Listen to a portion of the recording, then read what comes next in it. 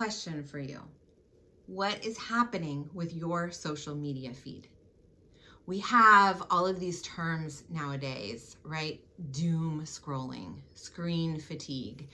I haven't yet heard anybody use a term to describe benefits of scrolling, benefits of screen time. Like, people aren't saying, oh, I got my screen energy for today.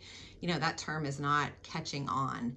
So, what I'm thinking is that most of us, when we're scrolling, we're actually depleting our energy. And I don't think it has to be that way. So one solution people have is taking a digital detox and completely disengaging from their devices, which is a reasonable thing to do and I think gives a lot of benefit. And we also need to figure out how to cope in this digital age, in this age of information, when we're inundated with data.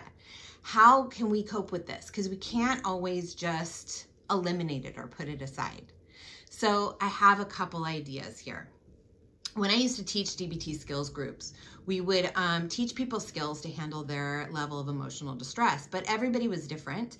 And so people had to figure out what specific skills worked for them. And we would teach a smorgasbord of skills for people to try out.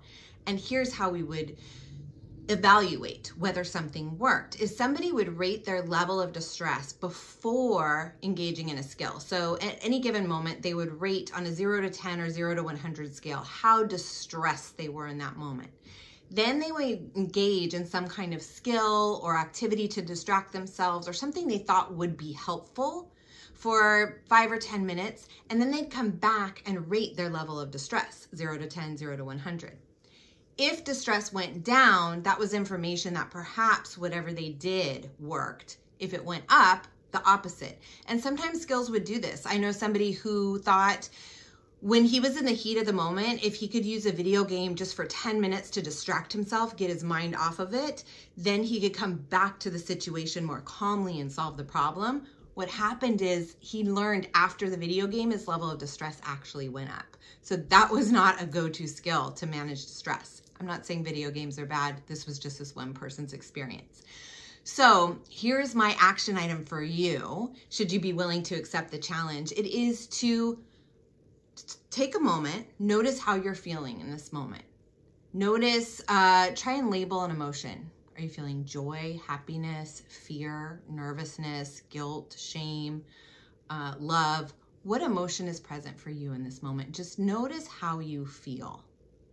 Then set a timer for 5 minutes and get on social media. Scroll, scroll, scroll to your heart's content. Whatever your favorite is, whatever you like to get lost in, just scroll away.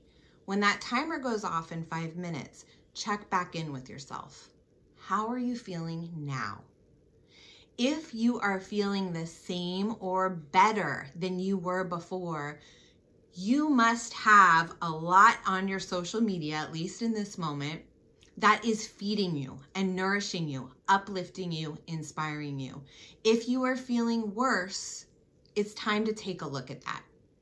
It's time to see, well, what specific items had my mood plummet? And maybe you need to start unfollowing and start following people who give you ways of being your best self in the world, who support you in doing that.